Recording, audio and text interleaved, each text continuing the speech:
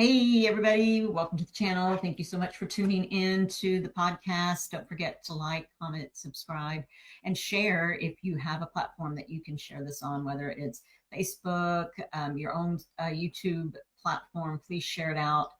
There are many people, as I always say, that need to hear these stories from human beings like you and I that have gone through similar situations, maybe know somebody who's been through a situation like this, or may go through it in the future. You never know when this is going to come in handy. So if you're there, say hello. I'd love to say hi to you. Thank you for coming in and supporting my guest tonight. Can't even tell you how excited I am to hear my guest story. And a lot of it is so that I'm so happy for him. And a lot of it too is even for myself. And I'll explain a little bit about that as well. So don't forget, we are not doctors. Little disclaimer, we're not doctors. We're not therapists. We don't claim to be. We are just sharing our stories in hopes that somebody somewhere will hear their story and know that they are not alone. So if you have any questions or comments, please share in the comment section and I will do my very best to get to them. If I don't, if I miss it, you can type it again and I promise I will do my best to answer or share your comment with Brandon. Also wanted to let you know that Brandon was pretty sick last week. And so actually he was in his bedridden sick. And so he is suffering from a little bit of the remnants of his cough. So just wanted to give you guys a heads up. And, the enemy always wants to try to stop somebody for doing something good. I'm telling you, I know this from experience. I know that you guys do as well. Something always wants to stop someone from doing something good. So with that being said, if he has a cough attack, we'll just keep chatting. I'll check you guys out in the comment section, but we all know how it is having one of those stupid lingering coughs. So just bear with us, okay? All right, I'm going to bring Brandon in and we are going to get started. Hi, Brandon. Welcome in. Hello, how are you? Oh, man, I'm so excited that you are here. Number one, first and foremost, again, congratulations on being 82 days sober today. Seriously, Thank congratulations. you. Well Thank done. you. I Thank you. I can't appreciate even, that. seriously, and I can't wait to hear the details of your story. Again, anybody in here, say hello. But one of the reasons why I shared during the opening is I can relate to alcoholism in that, unfortunately, my dad was a raging alcoholic, and my siblings and I, we suffered from physical, mental, emotional abuse. And I'm so happy for you and your son Yeah. that you've chosen this path to sobriety. So well done. I can Thank only you. imagine Thank how you. hard it is.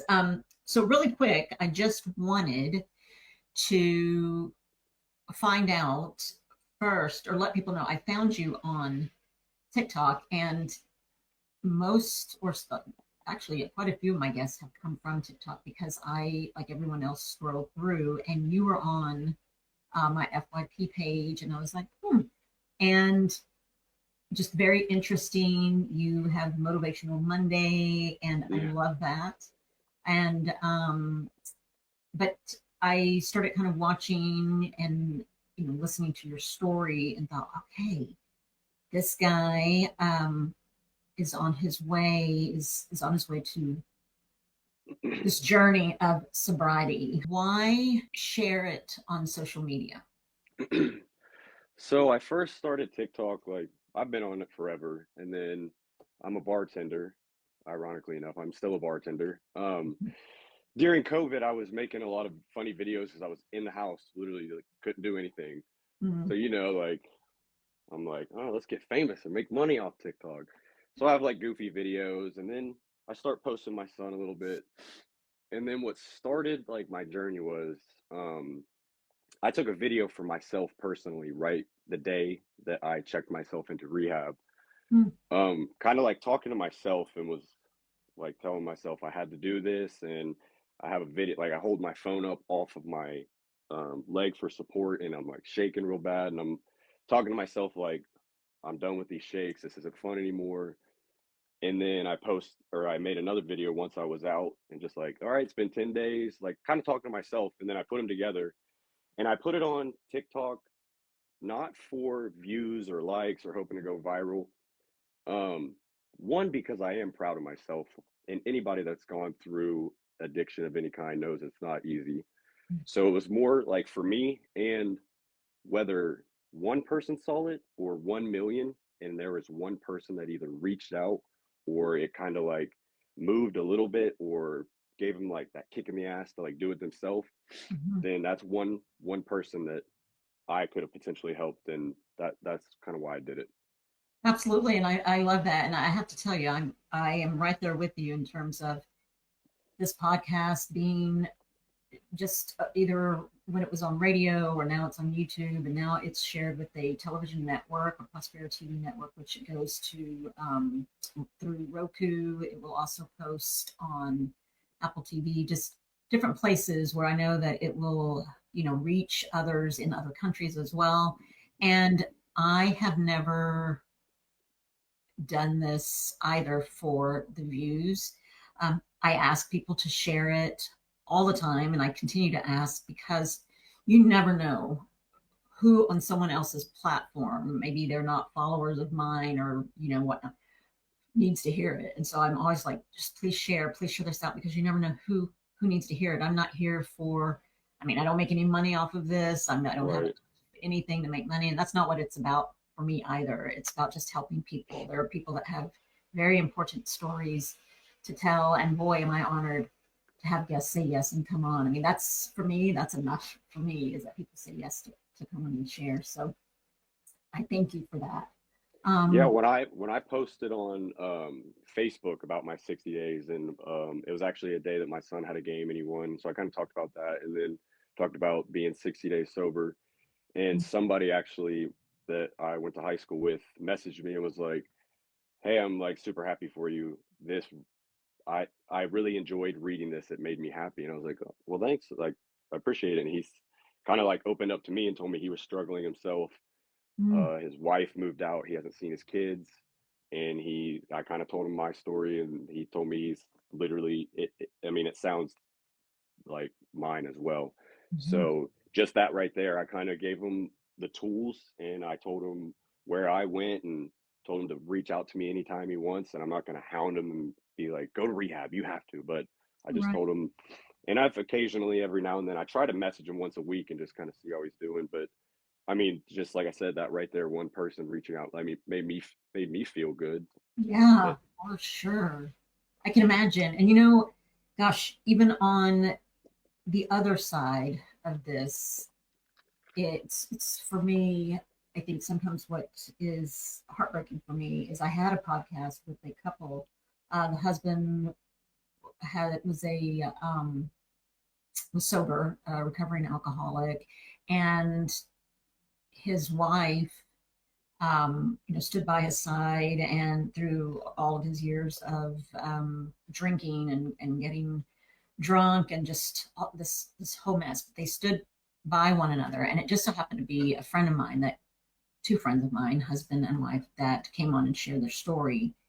And another friend of mine saw it on Facebook, and she too reached out and said, um, I have to tell you, thank you so much. That was such a inspirational story of hearing Brian. His name is Brian, and it's on social media. So his name is Brian, and his wife is Tammy. And she said, I'm struggling, and that was so helpful. And oh my gosh, the heartbreaking part of it was just this past Christmas, so a year ago, she died of cirrhosis of the liver, and it kills me. That kind of stuff kills me, and I take great interest in people who are sharing their stories of man trying to either become clean or sober because even though I don't know you personally, Brandon, boy, I'm a cheerleader of yours. I'm just like, gosh, come Thank on, you. you've got this.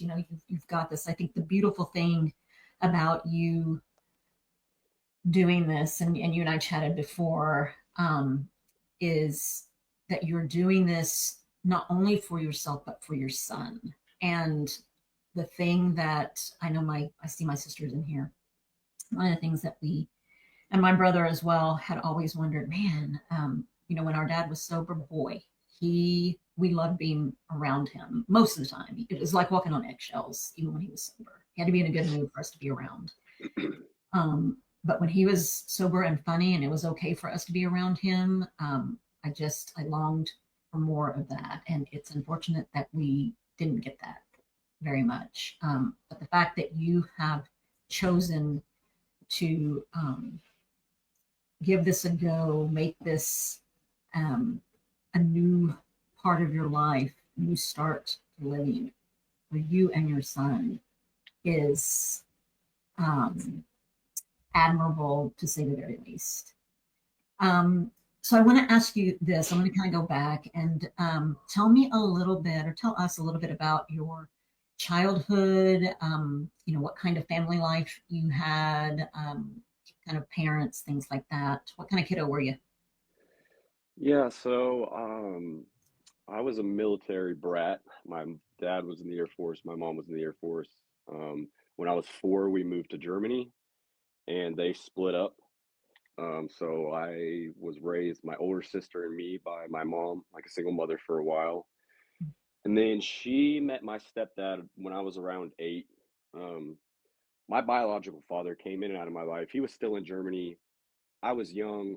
I asked questions. I would talk to him on the phone every now and then. Then my stepdad met my mom when like I said, 8. I think he moved in around 9. They got married. He was great. He put me in sports, taught me how to play football. He was in the military as well, law enforcement background. Taught me how to play football, wrestle. My football jersey actually had his last name on it. Mm. I said his last name was mine. I mean, he raised me. I think it was my 14th birthday. My biological father reaches out to me and kind of comes back into my life, and I'm 14, so I go out. He's in Washington State at the time. I go out and visit him. He buys me stuff, and I'm 14. I'm like, oh hell yeah, this is nice.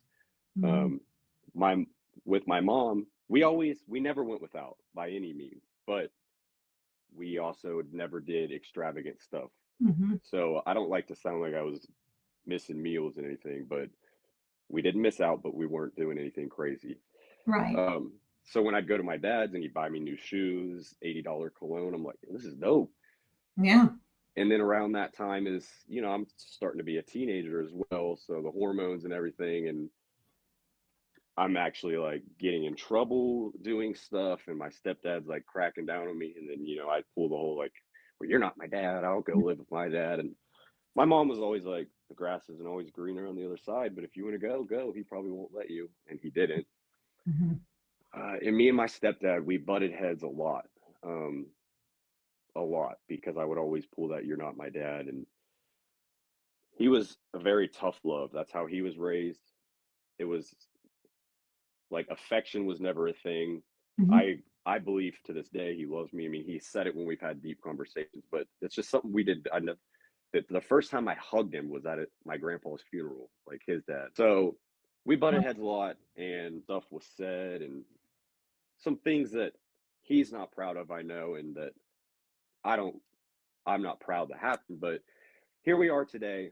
I know that call him at 3 o'clock in the morning with a flat tire and he will get up and he'll be there. I've Mm-hmm. had legal trouble. He's been at the jail to bail me out. I mean, it was my money, but he drove the car there. My biological father is not in my life. He's met my son one time. So I always say the story is if my stepdad's sitting there or walks in the door, my son is going to run over, Papa, like start Mm-hmm. punching him and wrestling with him. If my biological father walks in the door, he's not even going to look at him twice because he doesn't know him. It kind of hurt me for a while, but then I wouldn't reach out to him, so he wouldn't reach out to me. And I'm in my 30s and I have a kid. I have mental health issues like everyone else. And kind of out of sight, out of mind was his thing. And my mom never said I told you so, but he's a selfish guy. He's got a lot of money and he's never had to be a, in quotations, father.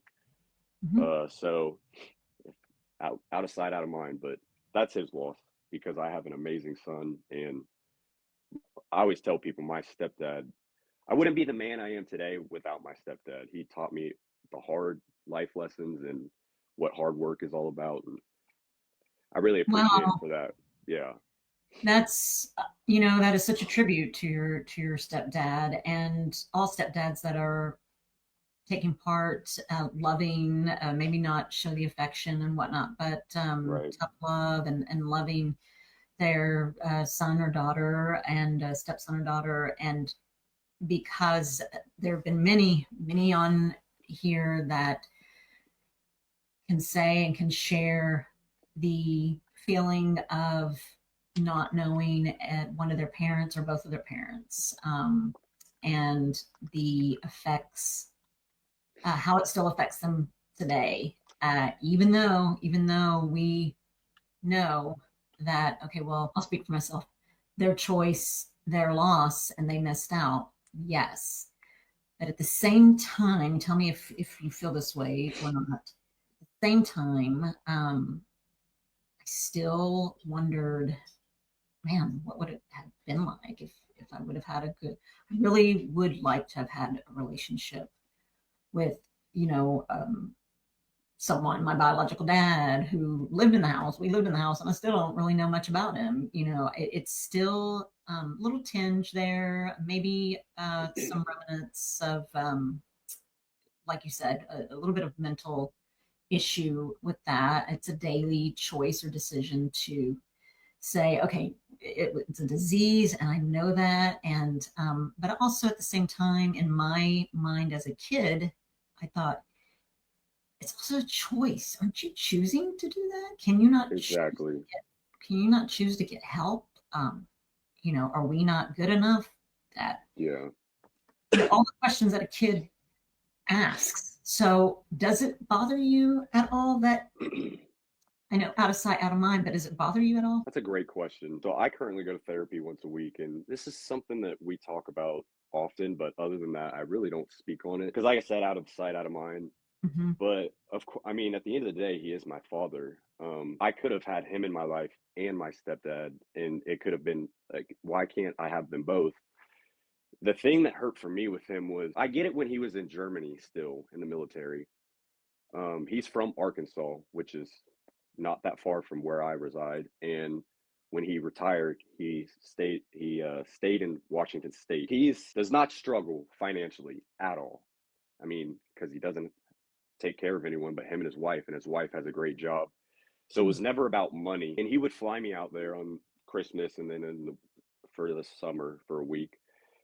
But one of the things that I always remember is I would go visit him. There was a time I wanted a laptop for school, and I was like I said, my mom made sure we had what we needed, but Right. we had a huge blended family, so there was a lot of us.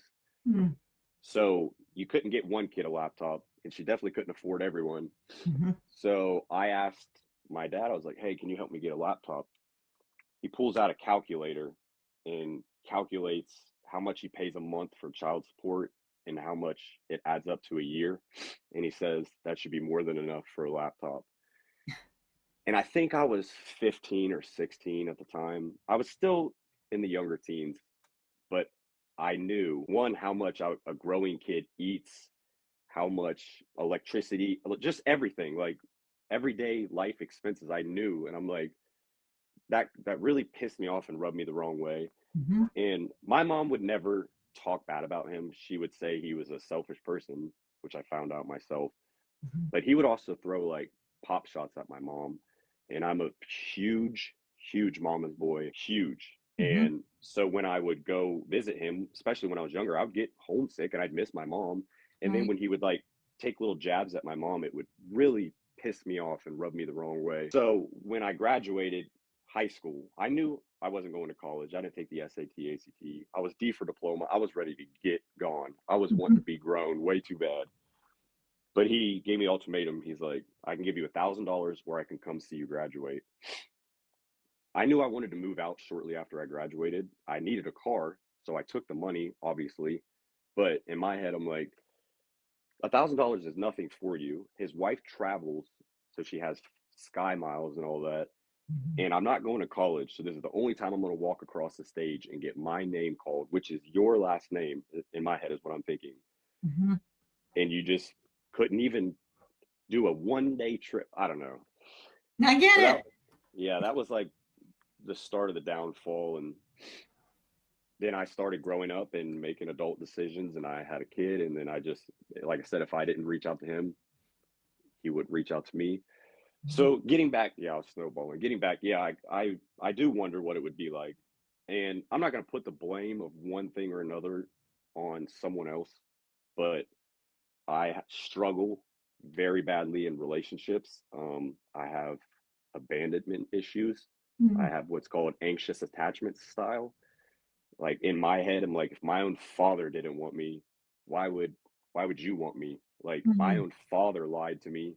What why wouldn't you why would you not lie to me? So Mhm. I'm not gonna throw all the blame on him because I messed up myself in relationships. But I think a lot of stuff and diving into therapy as that's like there's always a root of something that stems off from that. And I believe that he is the root of that, Mhm. unfortunately. Mhm.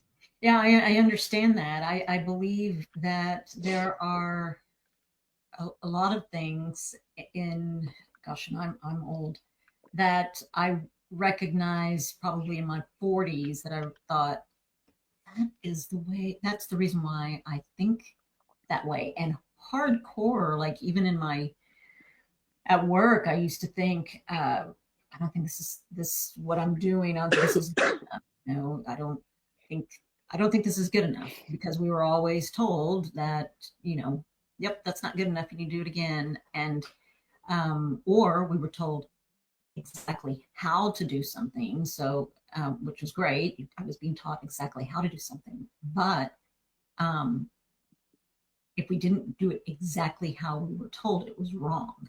So, in jobs where someone might say, you know what, I need you to put together this spreadsheet of this, that, and the other. And I'm thinking, I think that's why I'm a visual learner, actually, now that I think about it. Do you have a template? Do you have an idea? Can you write down exactly what you want? Swear. Because I don't know if I'm going to do whatever it is that you want. Do you have something? Do you have like, and so they were like, no, you got it. And I was thinking, actually, I don't. In my head, I was thinking, actually, I don't. I really don't. I struggled so much with this, just not being told exactly how to do it. And I struggled with that. But yeah, I mean, I totally understand that, Brandon. So you're 82 days sober today. Hmm. And how has it been? Is it a daily struggle? Is it I'm good some days and then some days I'm thinking, dude, or how is it? So she said it's a day to day struggle. And that is, I mean, the key point to that is day to day. I think for anybody that's trying to get sober, yeah, being a year, 90 days, me now 82, I mean, that's awesome, but it day to day, don't look at it 90 days away, like, and then it'll be that seems when you're 1 day trying to get clean, 90 days seems forever away. Mm, So day to day is key. Take 1 day at a time. Um,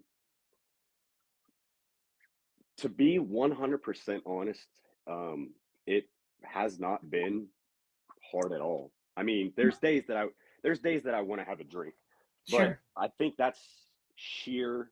I'm just bored because I'm a single guy. If I don't have my son, I go to work or and I come home by myself. I bartend, so I work on the weekends. So like tonight, Mondays are pretty much my one night without a child or work.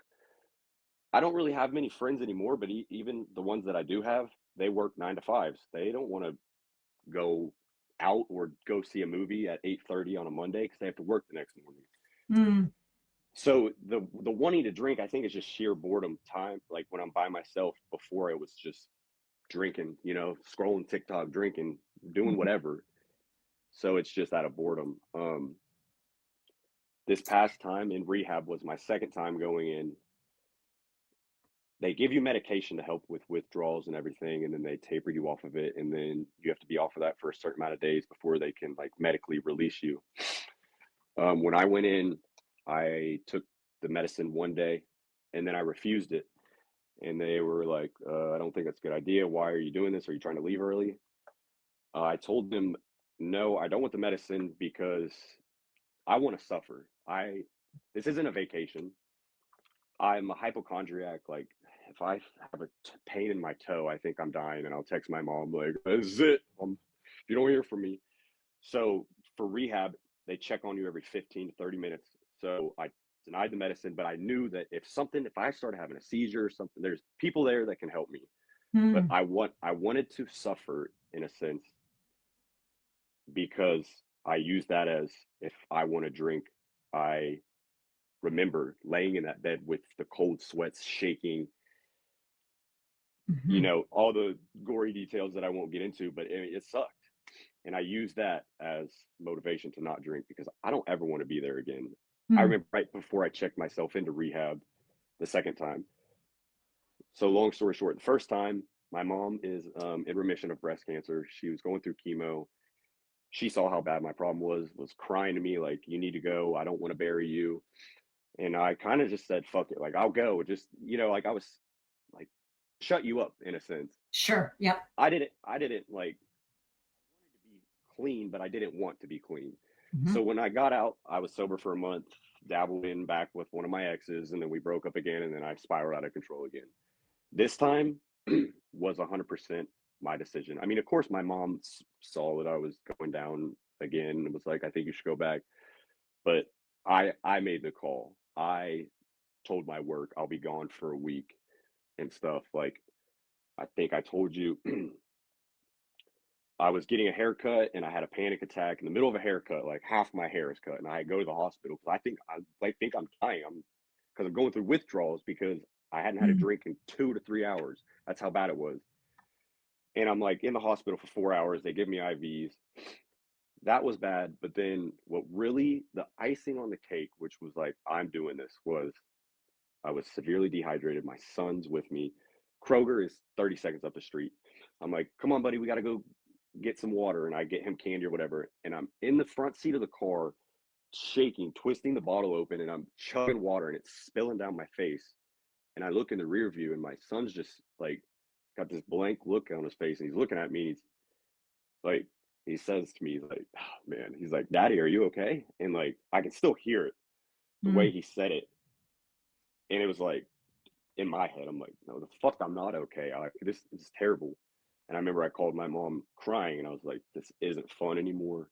This like, I was drinking to survive." That's what I told her. That's what I told everyone. Like, I wasn't drinking for fun. I woke up in the morning, had to have a drink to shave, or I had the shakes. Like, I drank to feel normal in a sense. Mm. Mhm. And And so that how much were you drinking? How much were you a functioning alcoholic? Were you drinking morning to evening? I was high functioning. Like, all of my regulars that I told, I told them I was going to rehab, and I told them how much I drank and everything, and they were all in disbelief. They're like, "I had no idea." I was drinking close to a liter of hard liquor vodka a day, Monday through Friday, 7 days a week. From the moment I woke up, shit, I'd wake up in the middle of the night sometimes and reach over and take 3 shots just to go back to sleep. Mm. First thing in the morning, or when I woke up, drinks. I bartended, taking drinks at work. I mean, if it's a holiday the next day and I'm stopping at the liquor store on the way to work, I'm thinking, shoot, the liquor store might be closed tomorrow. I better grab 2 bottles. I'm going to my mom's for dinner. I need to put a little bit in a Powerade bottle. I'm going to leave my phone and my wallet in the car. So I have 2 excuses to go out to the car, take a couple drinks. Like, that's how my brain worked. Mhm. Once I had that, took that gulp, it was the only thing on my mind was the next drink. I'm out to dinner. I'm like, "Oh shit, like, I need a drink." Like, it was not fun at all. It was not fun, but high functioning to, and it's like, there's people that are alcoholics and you can tell they're passed out, pissing themselves. Like me, I worked every day, and this is something that I am not proud of at all. But I would, in the morning, take a couple shots, take my son to school, pick him up, and I mean, looking at it with a clear mind now, it's like, I could have been at a red light and somebody behind me rear ends me, and then they smell alcohol in me, and I lose my son forever, and I never Mm. see him again. and I'm at fault. Like, I wasn't like shit faced drunk, but like I had alcohol in my system and I was driving my son around, and it just that pisses me off still, like thinking about that, that I ever that's just selfish that I was that selfish to where I couldn't even just wait till I at least dropped him off to school. Like, but it's Man. that's what it'll do to you, unfortunately. Yeah, I mean, and I appreciate your being so candid and transparent because, and that's the reality of addiction, alcoholism, addiction. It's, you know, I know an addict, and nothing else matters as much as you would think. Like someone who's thinking with a clear mind, you would think, gosh, does that not doesn't matter. Like you don't even think about that. No, they honestly do not. And the only thing that addict could think about was the next high. Where am I gonna and where am I gonna get money? Whether it's stealing from family, and you would never think, um, wow, you stole from your grandmother? Like, no way. But they're not thinking that way. And so I appreciate your being so candid, because I'm sure someone else that's listening is like, yep, I do that too, and maybe I need to stop. So there's a question here, and it says, "How are you dealing with being sober and being in the environment of a bartender? How do you do that?" Yeah, so that's like, I mean, even in rehab, you go through some counseling in there, and I told him like I have no plans on leaving my job. One, because it's really all I know in a sense. Like, Mm. people ask me like, I don't want to bartend forever. People ask me, what do you want to do? I have no idea. I don't know. When I was young, I wanted to be a cop. I don't know. I just want to, like, I want to be able to make as much money as possible with as least work. Like, but Yeah. with co-parenting, this industry has allowed me to work with like my schedule. So like in the summers, I have Monday, Tuesday, Wednesday off. Well, I have my son and he doesn't have school, so we have ample amount of time together. So I've met some great people. I was a little hesitant at first. When I got out of rehab, the first time I got a shot that you get every 30 days that helps with cravings and everything. This time I'm taking like naltrexone or something like that. It's supposed to help with cravings. Um, I was a little bit concerned. Like for me, the only time I've ever wanted to drink at work is when everybody's gone and I'm clean, because that's what I did at the end of the shift, was drink because I was bored while mopping the floor. Like Hmm. it almost is um it almost kind of like helps in a sense, because from a clear mind, sober mind, you see these people drunk acting a fool. Like Saturday, this girl took a shot and hit the bar, like slipped and hit her teeth on it. I thought she knocked her teeth out. Thankfully, she didn't. But just you see people act a fool, and you're like, I know for a fact I have done that. So that's crazy. Mhm. Um, but the thing is like I tell people, okay, I'm around it bartending, but I'm also around it when I go to the grocery store, when I go to the gas station to get gas. Like if I wanted to drink at work, it doesn't matter where I work. I can, you know what I mean? Like I can go get it. Yeah. Like I'm in rehab and we're watching TV and it's a beat ups commercial and they're cheers and beer. Like it is socially acceptable everywhere. And it's almost like you don't go to a football game without tailgating and getting drunk. You don't go to a wedding, like every wedding picture there. It's just, it wasn't that big of a deal for me because like I said, I could have got it anywhere. Even if I didn't have a job, I could have walked to the gas station up the street and got it. Like, Yeah, for sure. And so you had mentioned one thing, and while you are speaking, actually, let me go ahead and ask this. Uh, Thank you, Debbie, for your question. Hi, Troy. Debbie says that she says, "My daughter is just becoming sober. What kind of encouragement helped you in your achievements?" um, so my mother, 100%. Um, my family, I owe them the world. They've never given up on me and been by my side. They've never given up on me, been by my side through some of my darkest times. But like I said, my mom's in remission of breast cancer, and I kind of think like she did not choose breast cancer. She did not choose to lose her hair and go through chemo. She wanted to quit, but she didn't. She did not choose that. I chose to pick up the bottle. I can choose to go get help, and she can't choose if she gets, I forget what it's called, but if it has another flare up and has to go through chemo, she can't choose that. I can choose whether I put that bottle to my face or not. So that, I mean, my little sister in college took a class about addiction because of me, because she wanted to like more understand about Mm, it, because she didn't struggle with it. And she said she talked to a bunch of people in that class, and one of the students or speakers said that people that go to rehab, it 9 out of 10 don't. It takes more than one time. It's not you go one time, no, I'm magically cured.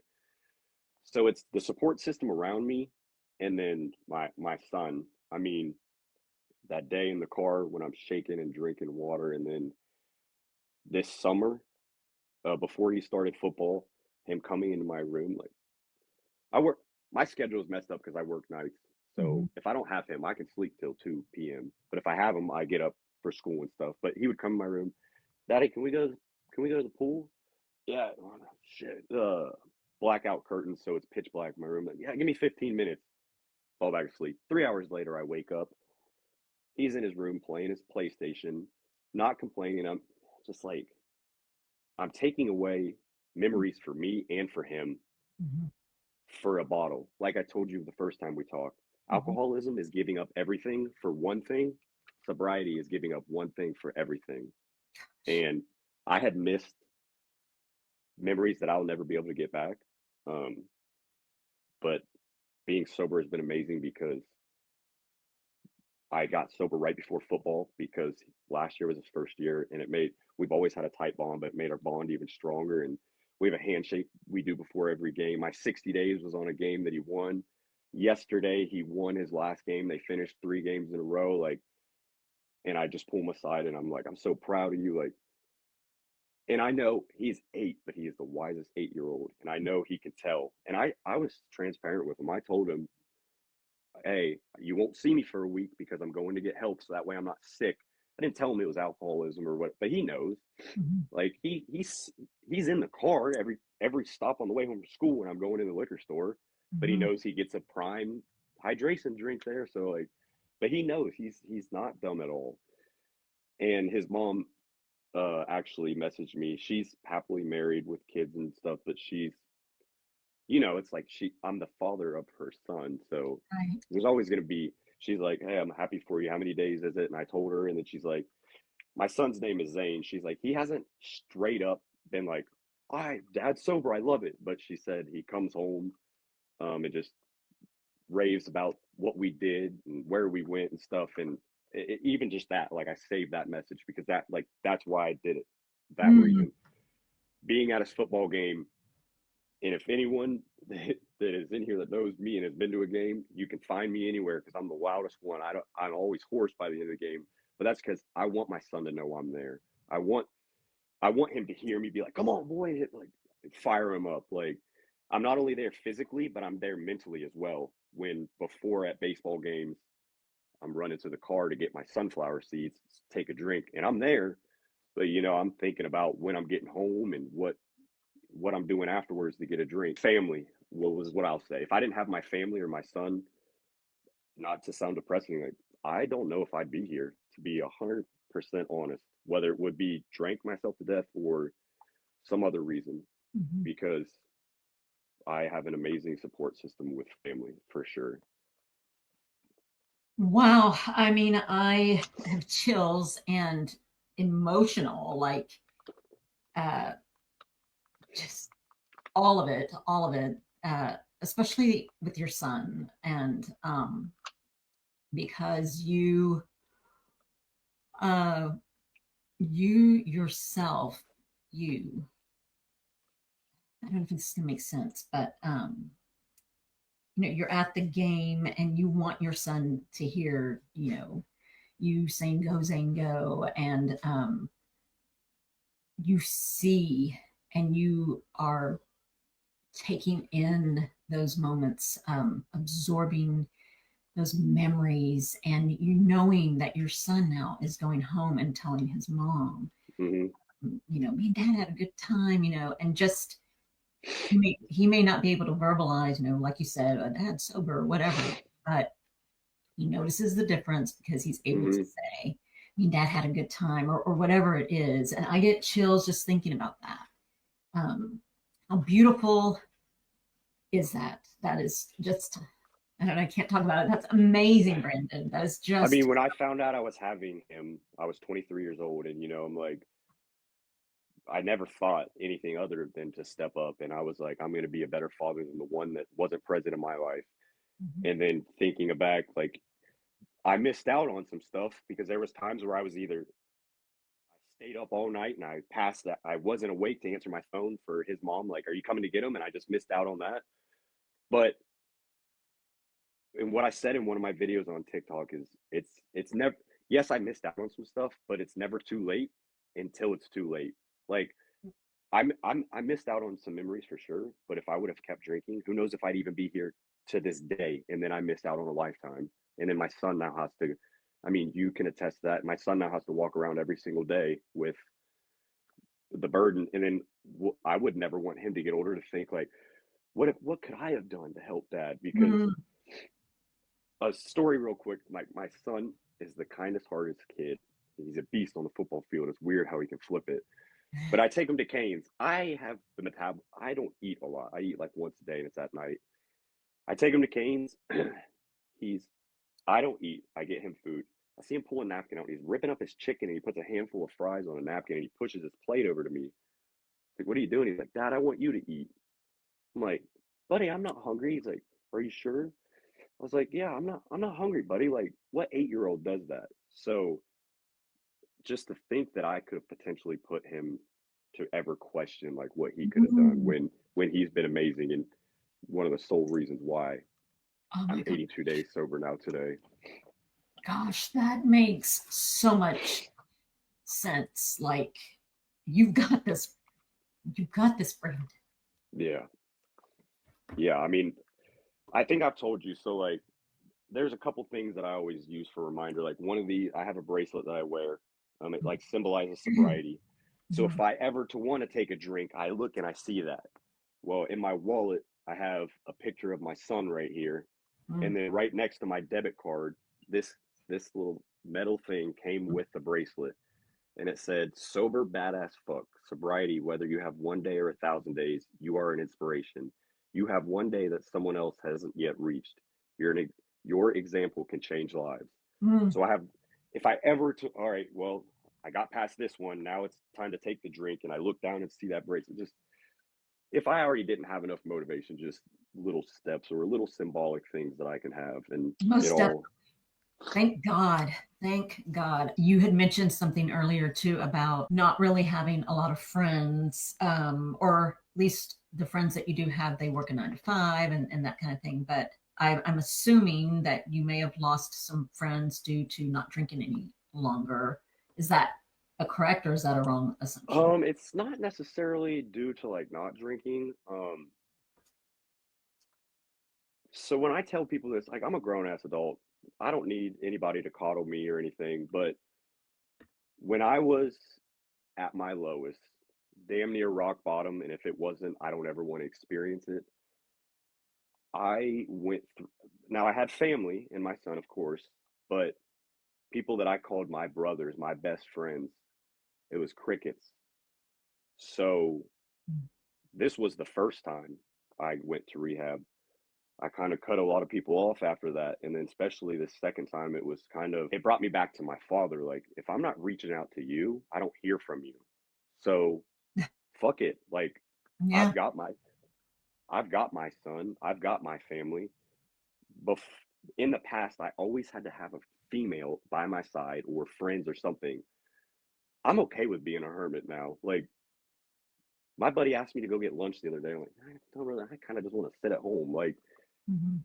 so I haven't really lost friends, per se. Actually, one of my buddies came to my work Saturday, had a couple drinks, and then came chilled with me afterwards. Brought beer. He's like, "Do you care?" I was like, "No, I don't care." I poured him a shot and I smelled it, and he's like, "It was a new chocolate." whiskey or whatever, but he's like, don't drink it. I'm like, I'm not gonna drink it. I'm smelling it. And I wouldn't waste it on this nasty stuff. But yeah, I've another person that's really inspired me. I don't mean to snowball. You talk about ADHD. Mine's bad. No, I'm with you. I I can have hear I have a buddy who actually does podcasts as well. He him and his buddy got a Sprinter van, and they do what's called it's called pop up pod underscore is that their socials. They drive around and pop up podcast anywhere. Um, I lived with him for 7 years on and off. Um, I moved in when he was engaged and they split off. So he's newly single. I'm single. And we were both bartenders. We'd get off and definition of a bachelor pad. I'm talking nothing but beer in the fridge and ketchup and mustard, you. holes in the wall. I mean, we had fun. Well, then he chose a career path and got really devoted to it. I actually look up to him and his work ethic. It's inspiring. But he's had times. If he's listening, I would not say his name, and I hope he doesn't mind me telling this story. But he has kids of himself. Um, he would drink. There was a couple times where his now fiance like woke him up because he was peeing in the pack and play, so drunk. And they would argue the next day, and she's like, "What if our daughter was in there? Like, what the fuck are you doing?" Yeah. Um, he made the decision to get sober. He's almost 2 years sober now, and the first time I went to rehab, he was checking in on me every day, and he's been a huge inspiration because just seeing his success, and if he can do it, that's what I thought. Like, I can do it. He drank just as much as me. If he can do it, I can do it. And he's done it, and he's 2 years and very successful. And I love seeing good people get what they deserve and get their flowers per se. And he definitely, I mean, he's very driven and worked hard for everything he has, and it's awesome to see that. Man, congratulations to him as well. And um, since we are both ADHD and ADD and all the things you said, when you were in rehab that you didn't want the medication, that you wanted to feel and suffer, that you felt like you needed to suffer. And I feel like that in life, right, in life itself, that the growth comes from suffering. And because for me anyway, I'll speak for myself, it comes from the true bottom of the barrel suffering. I've got nothing else. I've got nothing else. And for me, whenever I'm just like, I got nothing, that's when I turn to God in order to just have nothing else. And then you either figure out, am I going to stay here and just keep doing this crap? Or am I going to change this? I mean, it's a choice. It's a choice. But I think that suffering produces growth and It kind of goes along the lines of like disciplining. If I let my son get away with eating in his bed and I tell him, "Hey, don't do it," but there's no consequences, and I don't do anything every time he does it, he's going to keep doing it. So it's kind of along the lines with addiction. It's like, well, if I'm enabled where I just keep tomorrow, like what? There's no incentive in a sense. And then when I hit rock bottom and the panic attacks and everything, it was like, shit, this sucks. I don't want this anymore. And so why get sober? Not only for family and son, because of health, and that reason right there. I don't want that again. absolutely. You are so right in saying that. And I think so. Let me ask you this. You know, with your support system, um, and I know that Debbie was asking about your encouragement and whatnot.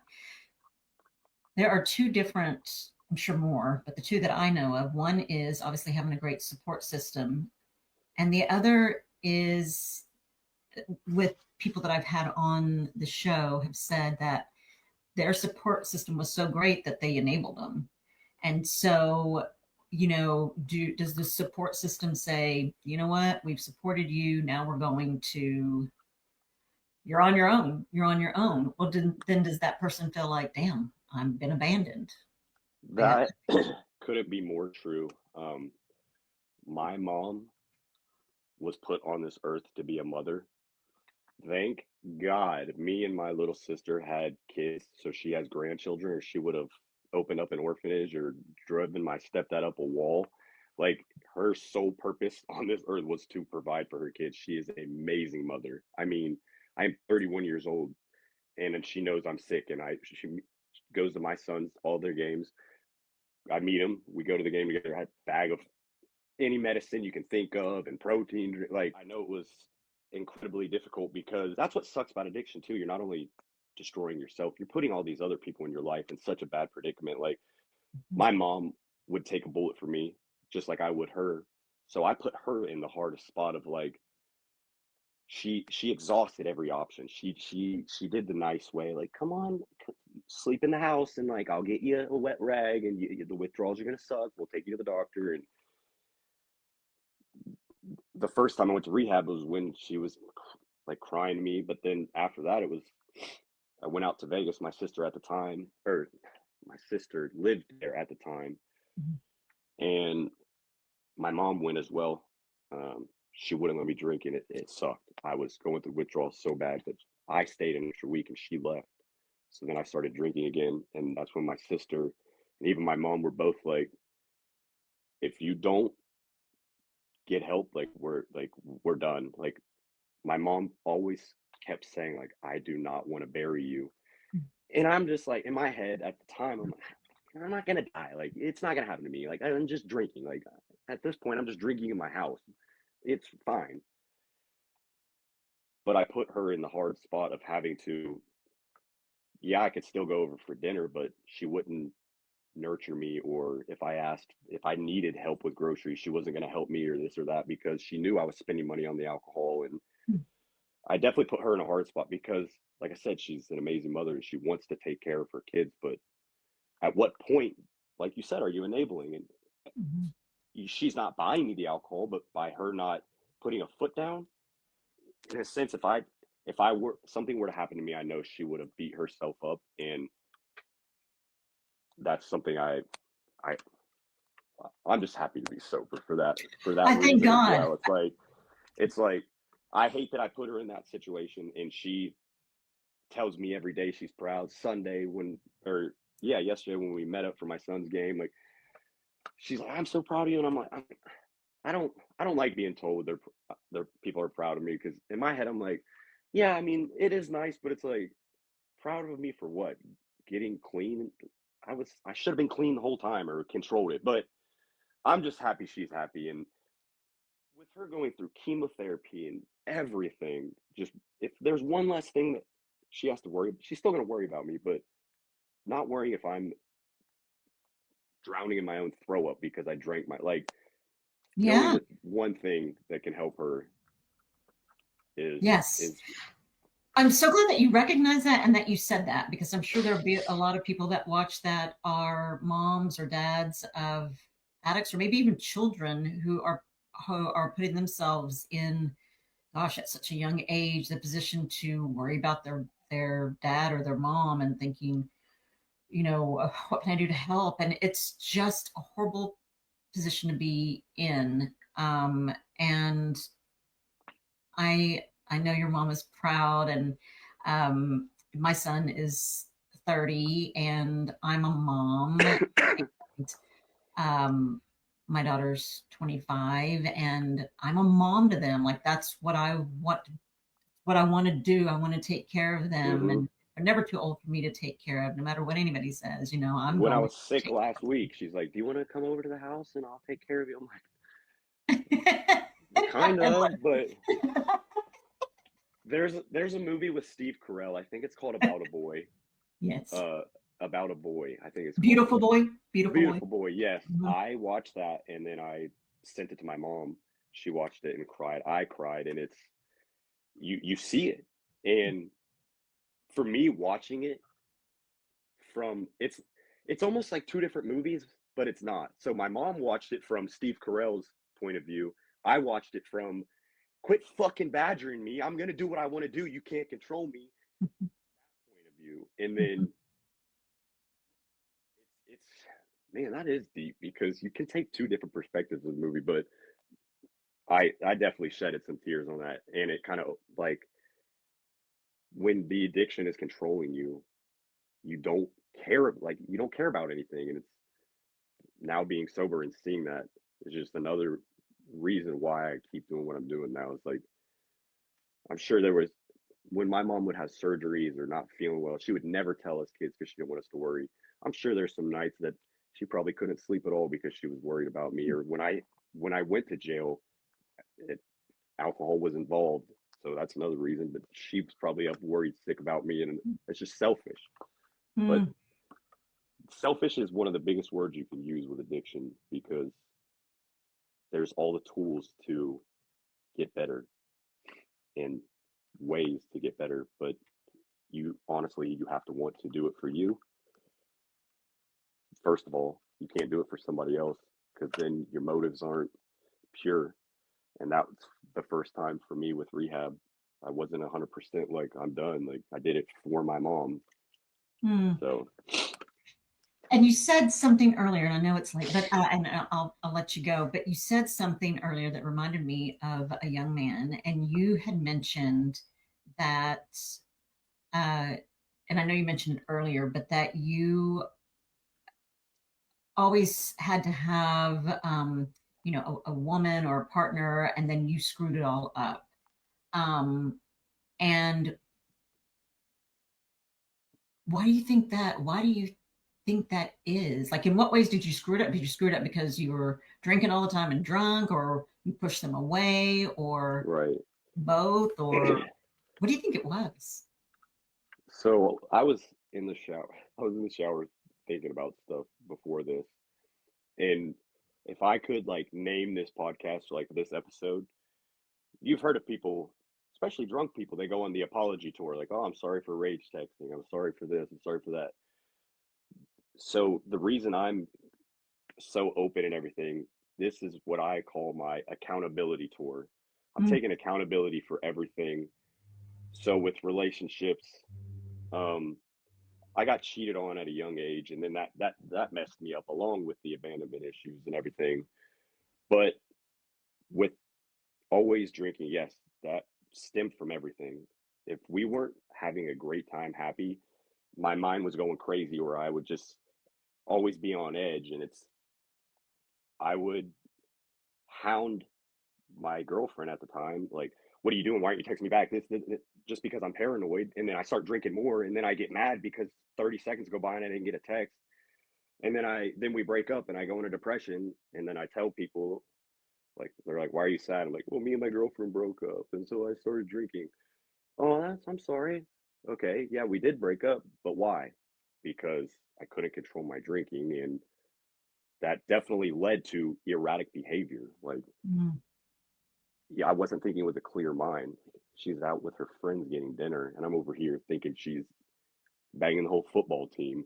Like, like I self sabotaged a lot of things, almost every relationship. Like Mm, because I got cheated on in the past, it always stuck with me. But it's like I pushed.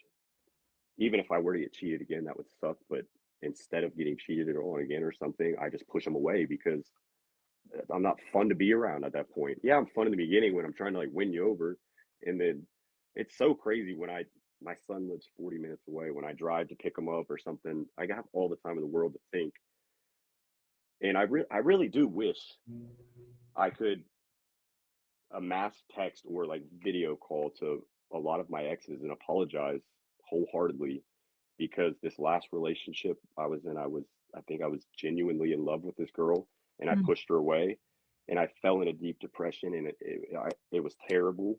And the way that I had felt, I know I've made other women feel, and I kind of like took a vow, like I would try my hardest to, if I ever get in a relationship again, be better and never make a woman feel less superior because when I was at my lowest going through heartbreak, it sucks. And then it sucked knowing one, I did it to myself, and two, I've made other women feel that way. Like, mm. yeah, Wow. And so essentially pushing your your fears yourself on to make them feel like crap Yeah, I or mean, it's a relationship is supposed to be fun, not a chore, but I would make it a chore for women by constantly, why aren't you home? What are you doing? Who are you texting? What is that? Like, if they're gonna cheat or do something, they're gonna do it regardless, as if you're on their back or not. So it's like, I'm a firm believer in everything happens for a reason, but there's definitely a couple that I could, I don't know, sit down or something and just kind of tell them like, I have you wish I thought could about take it all. have you thought about doing that? Let me, the reason I say that is because so my son is 30 and I raised both of my kids, especially him much on his own till he graduated high school and then he went to college. And so, but so he and I are very, very close. He he's a mama's boy as well. We talk almost every single day. He'll call me. Actually, he calls me first every single day. And but I I don't know. I just I wonder, sometimes about him as well, and his ways, with he was raised just by me, not there was not a man in his life, and I am so proud of him. But you remind me a lot of him in that. So he's said this on social media, and he says it not something I'm just blurting out, but because he's shared his story. But he used to be addicted to porn, and that pushed women away because of his addiction as well. But now that he is self-aware and now that he is clean or whatnot from his addiction, he too has become aware of how he mistreated people and women, girlfriends, and friends. And so he took this class called regeneration. And a part of that, there's a step in it that they have to go to people that they've hurt, and whether it's a phone call, a letter, a text, if it's a Facebook, however, whatever they can get in touch with them and say, like you were thinking about doing, like, I just want to do a video, maybe a video call or a quick call or whatnot. But a part of their healing is to do that. Hey, I just need to apologize to you for, you know, the crap I put you through or the kind of person I was to you. And not trying to rekindle anything. I need to tell you I'm sorry. I need to tell you I'm sorry and um, what I've done. So, have you ever thought about doing that? So, not to like drag it out, but the ones that I would want to do that to, either blocked on all social medias. Um, I mean, I had an ex that I would not take no for an answer. She would block my numbers. I would download text-free apps. I would email. I got a protection order put on me. Like, made me feel like a criminal. Well, I mean, I wasn't threatening her, but I was not listening to her. She said, "Leave me alone," and I wouldn't. I'm Mm-hmm. drinking, and I mean, I'm like, "No, talk to me." Mm-hmm. Well, I got really drunk one night and texted her off of a text app and was like, "Hey, I just want to let you know I'm so sorry for everything I put you through." The next day, I'm at work and I get arrested, and I spend 5 days in jail for breaking that protection order. But Oh, I'm not. I mean, I knew the cause and effect, like I sure. knew. So, and then with my most recent ex, I wouldn't take no for an answer. Once we were finally, she kept coming back. So once she finally was done, I was kind of like in panic mode. Mm-hmm. Well, she blocked me on all social medias and never like legally reached out. But I remember I tried to call her one night when I was drinking off of a text free app. I think I even bought one because I ran through all the text free apps that she'd unblocked and it said her number was changed or something. And I'm like now thinking about them, like, I made I made this chick change her fucking number. Mm, There's people that she might not be in touch with anymore because it got lost in transit because of me.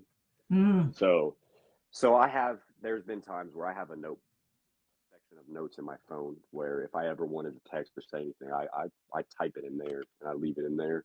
So I kind Mhm. of feel like I got it off. But I think honestly, if like best case scenario, they're like, here's these women say what you need to say. I would freeze up because I would want to say so much that I wouldn't say anything at all Mm. because I I am understand. that sorry. But I wish nothing but the best for them. I wish they could see that I'm a change now, but I know they're in their minds and they're better off without that person. I'm not saying me per se, but that person that I was. Right. Right. But everything happens for a reason, you know. So Man, I'm just you are focused on my such a boy. But changed human being. Like I can, just everything that you are owning, acknowledging, admitting. I mean, gosh, a lot of the 12 steps and the 12-step recovery program is, acknowledging and admitting and just so much. And just it sounds so much like you are just a changed man. You're on the road um, to recovery, to healing, and such a great life. So let me ask you this: is there anything that you want before we wrap up? I tell people that sometimes I get to talking, and because of my brain and the way it works, and like I'm watching comments and la la la. Um, is there anything that I haven't asked you that you've wanted to share, that you want to say on this platform that I didn't ask you or I didn't touch base on? Anything that you want to say that I haven't given you the opportunity to say? so when you posted that picture on TikTok and you said tune in, it's raw. Like I think the reason I am so raw, I'm not sugarcoating anything. One, because I'm taking accountability for everything, but two, because to be blunt, it's not easy. Whether it's addiction with caffeine or heroin or whatever, fentanyl, it's not easy. So I want to be 100% transparent with people because it isn't easy. And because somebody going struggling knows that it's not easy. So I don't want to sit here and be like, yeah, it's been good. I'm successful, man. Like, no, I still have hard times. I drove home the other night, walked in my house. I have a new place. I've been here for about a year. It's the first place I've had without roommates. I open the door and I just start crying because I'm in this 3-bedroom condo, finally a place of my own, and I'm like, it's just me. Hmm. So it's there's days that are better than others, and men, especially, you're you're supposed to be strong. You're supposed to be, you know, the backbone, which you can't, which you're yes, but it's okay to not be okay. I grew up with the tough love, and and I would push emotions down to where it got to the point to where it got real bad because I bottled everything up. Um, Men suffer in silence, and I'm telling my story because if, like I said, if one person that is like, I can't say anything to anyone, the first time I went to therapy, I'm like, it's a fucking joke. They don't care. Like, even if they don't care, just saying it to another human being helps, and it's okay to ask for help. Like I said earlier, it's not too late until it's too late. Boy, you're not kidding. And I'm so glad that you said that because there are men, unfortunately, that do But live by. women as well. I'm not one gender or the other. Anyone. I mean, I know it's not easy to ask for help. It's not easy to swallow your pride. Like I'm a prideful person. It's not easy to sit there and be like, I have a problem. I have like take it on the chin. It's not easy to admit defeat. And I admit to defeat with myself when I walked through that door again. And here I am 82 days. And if I ever thought about taking a drink, I think, man, I'm not going back to zero. I'm not at 82 again. It's not even this year. Maybe one day I can get to the point where I can cheers at a football game, but I'm nowhere near that. I don't want to test it. Hell no. Mm-hmm. Why? Why? I'm happy with my son and I'm living life better than I was before I picked up that bottle, so why even try? Yeah, exactly. My gosh, what an inspiration you are. Um, so all just from the very beginning to everything in your life to where you are today, 82 days sober. Um, when you think about everything, everything you've gone through, who who would you say, who is Brandon today? Who are you today? Who are you? Um Who am I is a great question. I'm not who I was, that's for sure. Mm, I'm not super religious, but people say baptism is like, like the rebirth of a new life and everything. And I don't want to compare because, like I said, I'm not super religious, but how people describe that is how I would feel like when I stepped out of the facility that I was in for the second time. It was almost like, all right, now is when we start. There, remember the good in the past. Like, yeah, of course there was a bunch of good stuff that I don't want to forget, but everything in the past, no more feeling sorry for yourself, dwelling on the past. Like, you're in control. I'm in control of my happiness and what happens next.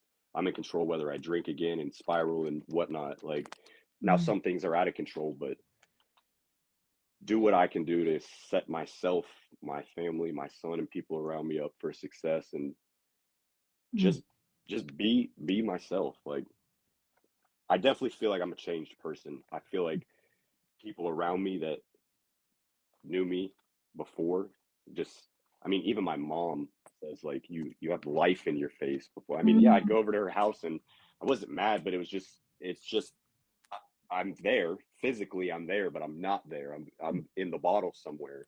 mhm. So like when I said I'm at the game, or I'm driving afterwards with my family and I'm talking, and it's like, the big, like I said 1,000 times, the biggest thing is seeing my mom happy, and just knowing that I had a little part of that is awesome. And I Mm. definitely, to get back to a new person, I don't know. I'm still unclear. Like I said, I don't know what I want to be when I grow up. I'm 31 years old. Is it too late? No, you're not guaranteed tomorrow, but who knows? I could serve someone a beer on Friday and then be like, you'd be perfect for our job, and it'd be the best job I've ever had in my life, and I make millions and I love it and it's amazing. Who knows? I So love it. yeah, so I really don't know, but it's okay to not know. I mean, Yes. I'm not going to quit my job without plans, but I'm just taking it one day at a time. I love it. I love it. And Hooch says, stay the course, brother, not just for you, but for your son. And, Brendan, I thank you so much for coming on. Tell your son I appreciate him letting us steal you for a little Yeah, bit. I know he's been calling you, and that's of important course. to Yeah. you. And, but I see one inspirational young man. I see a Thank man you. who's on the road to greatness. My gosh. And when I mean greatness, I don't mean $1 million maker. I mean, Right. changing the trajectory of your son's life, of your Yeah. life, because it could have gone south. Like you Hmm. said, your drinking or anybody's addiction Yeah. affects everybody, all the family, and it does change. And it changed myself and my siblings, and we're working through that. But you saw the goodness in your son, and man, what a Yeah. great young man, caring young man he is, and you don't want to be a part of changing him that greatness. So I see a man on the road to recovery, a great man. And I appreciate you so much for coming on and being so transparent and sharing Yeah, what of other course. men and women need to hear. I'm Well, I glad I got to appreciate, meet you. yeah, I appreciate what you do as well. I'm not gonna lie, when you first reached out to me, I thought it was another TikTok scam. They're like, "Can we use your picture and you'll get money?" I'm like, but then I clicked on your page and saw what it was, and I was like, "Oh, it probably was my hashtag sobriety and stuff." So it's awesome what you're doing too. Like you said, not to make millions or even make money. It's just, if one person out there, that's one person that if you weren't doing what you were doing, that, so it's awesome. Oh, thank you so much. Okay, look, the last comment says, love you, Mom and Dave. Oh, love you guys. That's my mom Oh and stepdad. my goodness. Mom and Dave, thank you so much for being here. You have an incredible son. I'm so honored and blessed that Brandon said yes to coming on and sharing his story to help others. And Mom, I'm praying for you. I am a Christian woman who loves people being their true, authentic selves, and I pray for your cancer to just be gone forever and ever. And Dave, thank you for pouring into Brandon. You're a good man. Thank you, Brendan, so much. I'm grateful for you. Yes. Gosh, I'll keep tabs, All right. keep rooting for you, and feel free to touch base anytime you want. Yes, of course. Thank you so much for having me. Of course. Thank All you. right. You have a good Yep. night. You as well. Thank you. All right, everybody. Thank you guys so much for joining me and for coming on and supporting Brandon. I really do appreciate you guys. We'll continue to pray for him and cheer for him. He is on the road to greatness, like I said, for himself and his family. So until next time, we'll see you in No Judgment Here with Tish Ross, the podcast. Have a good night. This is your Prospera era, where dreams align with grace, abundance flows like rivers. You've stepped into your place. Rise, reign, and remember, you were born to shine. Welcome to your moment, Prospera, it's time. We hope you enjoyed today's show on Prospera TV Network. Make it a point to visit us on YouTube and catch all your favorite shows anytime you want. Interested in hosting a show of your own? Or advertising your business on our network? Contact Elena Rodriguez.